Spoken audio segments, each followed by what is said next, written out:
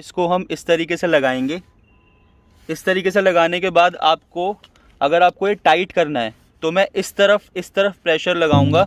सो जैसे ही मैं प्रेशर लगाता हूँ तो एज यू कैन सी ये मूव हो रहा है। So welcome to my new video. So आज हम बात करने वाले हैं इंटरसेप्टर के टूल किट के बारे में, किस तरीके से हम फुल्ली इसको यूटिलाइज कर सकते हैं, हमें पता होना चाहिए। और दूसरा, कभी इमरजेंसी केसेस आए जहाँ पे हमें इन सारे टूल्स की बहुत मदद पड़ सकती है। तो आज हम देखेंगे कि इसमें क्या क्या टूल्स होते हैं और उनसे हम क्या क्या यूज़ कर सकते हैं। So let's go. सो जैसे ही आप रेयर फ्लैप निकाल दोगे अपनी बाइक का तो आपको टूल किट मिलेगी यहाँ पे। इसको आप आराम से, यहाँ पे ये स्प्रिंग है, इसको आप यहाँ से निकाल के और टूल किट का एक्सेस कर सकते हो। एज यू कैन सी बहुत ही प्रीमियम पाउच है और इसके अंदर आपको सारे टूल किट मिल जाती है। तो कोई यार मैकेनिकल स्किल्स नहीं चाहिए इसके लिए कि मतलब आपको ये यूज़ करना है तो आपको पता होना चाहिए कि यार किस तरीके से काम करते हैं। बहुत simple, easy to use tools हैं और बहुत ही इम्पॉर्टेंट और इसेंशियल टूल्स हैं सारे के सारे। तो चलो आज देखते हैं।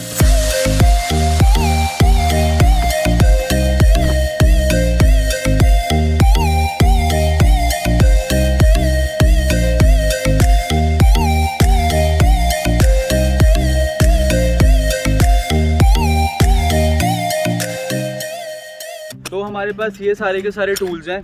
इसमें काफ़ी चीज़ें हैं हमारे पास। स्पैनर है अलग अलग साइजेस के, देन सी स्पैनर है, ये बहुत ही इसेंशियल होता है गाइस हमारा रियर सस्पेंशन प्रीलोड सेट करने के लिए।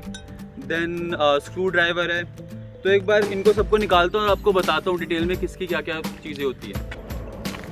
तो यार ये सारे के सारे टूल्स आते हैं इस काफ़ी प्रीमियम लुकिंग पाउच में जो रॉयल एनफील्ड इंटरसेप्टर के साथ मिलता है। तो हम क्विकली एक बार देख लेते हैं इसमें क्या क्या हमें मिलता है। तो हमारे पास 3 एलन कीज़ हैं जिसमें ये 4, 5 और 6 नंबर की हैं। देन हमारे पास एक सी स्पैनर है। तो सी स्पैनर से आप आराम से अपने रियर शॉक्स को जो प्रीलोड है वो एडजस्ट कर सकते हो। अपार्ट फ्रॉम दैट आपको एक और स्पैनर मिलता है जो एक रिंग स्पैनर 24 नंबर का यहाँ पे है, 14 नंबर का यहाँ पे है। तो हम देखेंगे इसका यूज़ क्या है। और हमारे पास अ पेयर ऑफ 10 और 12 स्पैनर है। ये 10 है यहाँ पे और नीचे 12 है, तो 10 और 12 का स्पैनर है।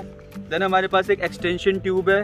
तो अगर आपको ये सी स्पैनर या फिर इस रिंग स्पैनर के लिए यूज़ करना है तो आप इसको इसमें ऐसे इंसर्ट करके और एक एक्सटेंशन अपनी अच्छी ग्रिप के लिए बना सकते हो। अपार्ट फ्रॉम दैट आपके पास स्क्रू ड्राइवर है जो नॉर्मल होता है और ये स्क्रू ड्राइवर दोनों साइड से यूज़ होता है।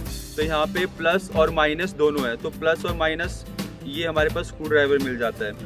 तो यार अभी बात करते हैं कि इन सबको हम किस तरीके से अच्छे तरीके से यूज़ कर सकते हैं। तो चलो आओ। ये हमारे पास सी स्पैनर है। अब इसके बाद हम इसको यूज़ करेंगे। रियर सस्पेंशन में सबसे पहले होता क्या है कि हमें प्रीलोड एडजस्ट करना पड़ता है अपनी नीड के हिसाब से। तो इंटरसेप्टर पे जो स्टॉक पोजीशन होती है वो बहुत ही सॉफ्ट सस्पेंशन पे होती है। तो सॉफ्ट सस्पेंशन का फ़ायदा क्या है कि आपको बम्प्स वगैरह पे जो मतलब शॉक्स आते हैं, झटके लगते हैं, वो आपको थोड़े कम लगेंगे। लेकिन उसमें क्या होता है, जब आप कॉर्नरिंग करते हो, बाइक को लीन करते हो, तो उस टाइम पे आपको थोड़ा सा सॉफ्ट सस्पेंशन की वजह से कॉन्फिडेंस नहीं आता है बेसिकली, और हाई स्पीड स्टेबिलिटी की वजह से। तो इसी वजह से आप प्रीलोड को एडजस्ट कर सकते हो, थोड़ा सा स्टिफ कर सकते हो। सो ये वाली जो पोजीशन है यहाँ पे, ये वाली पोजीशन सबसे सॉफ्ट है, फिर उसके बाद ये स्टिफ होती जाती है ऊपर। तो एज यू कैन सी मैंने सेकेंड लेवल पे अभी सेट किया हुआ है। तो ये 0 था सॉफ्ट सबसे, फिर 1 और ये 2 पे। सबसे पहले इसको एडजस्ट करने के लिए हम क्या करेंगे, जो सी स्पैनर है इसको हम इस तरीके से लगाएंगे। इस तरीके से लगाने के बाद आपको, अगर आपको ये टाइट करना है तो मैं इस तरफ प्रेशर लगाऊंगा। जैसे ही मैं प्रेशर लगाता हूँ तो एज यू कैन सी ये मूव हो रहा है, और मूव होने के बाद और प्रेशर लगाने के बाद अब ये हमारे पास 3rd लेवल पे सेट हो गया है। जो हमारे पास 2nd लेवल पे पहले सेट था वो 3rd लेवल पे सेट हो चुका है। और इस तरीके से आप सी स्पैनर की मदद से यूज़ कर सकते हो। अब अगर मान लो मुझे दोबारा लेवल 2 पे लेके आना है तो मैं इसको दूसरी डायरेक्शन में मूव करूँगा। तो अब मैं इसको मूव कर रहा हूँ और ये हमारे पास 2nd लेवल पे आ गया है दोबारा से।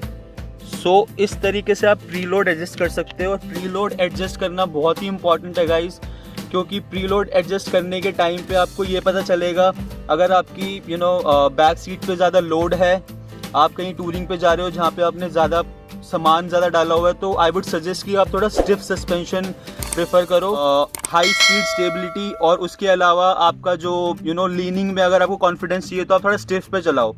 तो इंटरसेप्टर में 0 लेवल पे मिलता है, मैं इसको नॉर्मली 2nd लेवल पे प्रेफर करता हूँ। अगर इसके कोई इसके रिगार्डिंग प्रीलोड के रिगार्डिंग कोई क्वेश्चंस हो तो मेरे को कमेंट सेक्शन में आप बता सकते हो। सो इसके अलावा यार हमारे पास ना 3 एलन कीज़ मिलती हैं। रॉयल एनफील्ड 650 में सबसे बड़ी ना मतलब एडवांटेज या फिर आप बोलो कि फिट एंड फिनिश में इन्होंने काफ़ी एलन की वाले बोल्ट्स यूज़ किए हैं। तो आपके पास 6 नंबर, फिर 5 नंबर और आपके पास 4 नंबर, ये 3 एलन की मिलती है। मैं आपको बताता हूँ कहाँ कहाँ पे यूज़ कर सकते हैं। वैसे तो आपको इंटरसेप्टर में बहुत जगह मिल जाएंगी। तो सबसे पहले मैं आपको बताऊँगा कि ये जो आपके पास 5 नंबर है, इससे आप ये इंजन का जो केस खुलता है, क्लच केस, उसको खोल सकते हो। देन ये फ्यूल इंजेक्टर कैप को अगर आपको खोलना है तो यहाँ पे 4 नंबर लग सकता है। और 6 के लिए भी मैं आपको यूटिलाइजेशन दिखाऊंगा। तो मैं आपको बता रहा हूँ कि बहुत सारे एलन की बोल्ट्स हैं। यहाँ पे भी अगर आप देखोगे तो ये भी हमारे पास एलन की वाला बोल्ट है। तो ये सारी की सारी चीज़ें ना मतलब बहुत यूज़फुल होती हैं। मेरे एग्जॉस्ट के अंदर जो डीबी कलर लगता है और निकालना पड़ता है तो उसके लिए भी मेरी ये 5 नंबर की एलन की यूज़ हो जाती है। तो well and good for me, Allen की बहुत काम आती हैं गाइज। तो यार नेक्स्ट हमारे पास टूल है ये 24 mm का स्पैनर, रिंग स्पैनर। सो ये हमारा फ्रंट टायर और जो रियर टायर है उसको रिमूव करने के काम आता है। सो इसमें मैं यूज़ करूँगा इस एक्सटेंशन ट्यूब का भी। तो आप इसको इस तरीके से ऐसे इसमें कनेक्ट कर सकते हो और देन मैं आपको बताता हूँ किस तरीके से आप इसमें नीचे कर सकते हो। सो ये हमारे पास बोल्ट है, तो ये रिंग स्पैनर से इस तरीके से इसमें कनेक्ट हो जाता है और फिर उसके बाद आप इसको खोल सकते हो रियर टायर को। और दूसरी साइड में आपको बताता हूँ ये आपको काम करने के लिए दूसरी साइड क्या यूज़ होगा। सो दूसरी साइड में जो आपका स्क्रू ड्राइवर का ये जो बोल्ट है ये आपको दूसरी साइड में यूज़ करना पड़ेगा।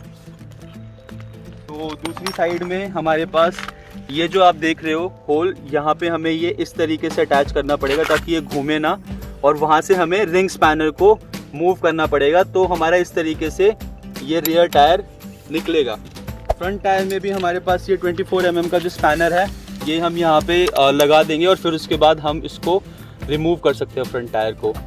तो ये बहुत ही हैंडी है गाइस, जब आपको पंचर वगैरह हो जाए हाईवे पे या फिर आप टूरिंग पे हो तो आप खुद रिमूव कर सकते हो इसको यूजिंग दिस स्पैनर। तो यहाँ पे तो यार ये जो हमारे पास 24 mm का था, लेकिन दूसरे एंड पे इसमें 14 mm का जो बहुत यूजेबल है वो स्पेशली हमारे मिरर्स के लिए। तो अगर आप देखोगे यहाँ पे ये मिरर्स के लिए बेसिकली यहाँ पे आप इसको सेट कर सकते हो और अपने मिरर्स को एडजस्ट कर सकते हो। अगर वो ढीले हो जाते हैं और टाइट करने हो या फिर उनको एडजस्ट करना हो तो ये बहुत ही ज़्यादा हेल्पफुल है। आपको यहाँ पे आराम से इसको फिट करके कर सकते हो। तो अगली बार अगर आपके मिरर्स वगैरह एडजस्ट करने हो तो मैकेनिक के पास मत जाना, आपके पास ऑलरेडी टूल है जिससे आप बहुत आसानी से कर सकते हो।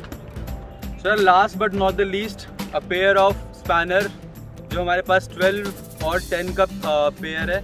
तो हमारे पास ये पेयर ही क्यों दिया, सेम स्पैनर्स का पेयर क्यों दिया, तो आओ देखते हैं एक बार। तो ये बहुत सारी चीज़ों में यूज़ होता है गाइस। तो सबसे पहले यहाँ पे अगर आपको चेन एडजस्ट करनी हो, अपनी बाइक की अलाइनमेंट करनी हो, तो आपको यहाँ पे ऐसे ही करना पड़ेगा। आपको एक साइड एक स्पैनर लगाना पड़ेगा और दूसरा स्पैनर यहाँ पे लगाना पड़ेगा, जब भी आप टाइट कर सकते हो, इसीलिए पेयर मिलता है। सो नंबर प्लेट के पीछे भी आपके पास ये 10 नंबर का यूज़ हो जाता है। मैंने 10 नंबर ही यहाँ पे यूज़ किया था, आप देख सकते हो ये बोल्ट भी 10 नंबर के हैं। अगर आपको जानना है ये फेंडर कैसे मैंने सेट करवाया, मैं यहाँ पे कहीं पे आपको वीडियो लिंक कर दूंगा आई बटन में, तो आप वो वीडियो देख सकते हो। सो यार इस वीडियो के लिए यही था, आपको बताना था कि सारे के सारे टूल्स क्या क्या मिलते हैं और उनको कितनी आसानी से आप यूज़ कर सकते हो। अगर आपको कोई डाउट और क्वेश्चन कमेंट होता है इस वीडियो के रिगार्डिंग तो please let me know in the comment section. So if you like this video then please consider subscribing to my channel. मैं आपको मिलता हूँ मेरी नेक्स्ट वीडियो में। Till then, ride hard, stay safe. This is Mr. Motonator signing off. Bye bye.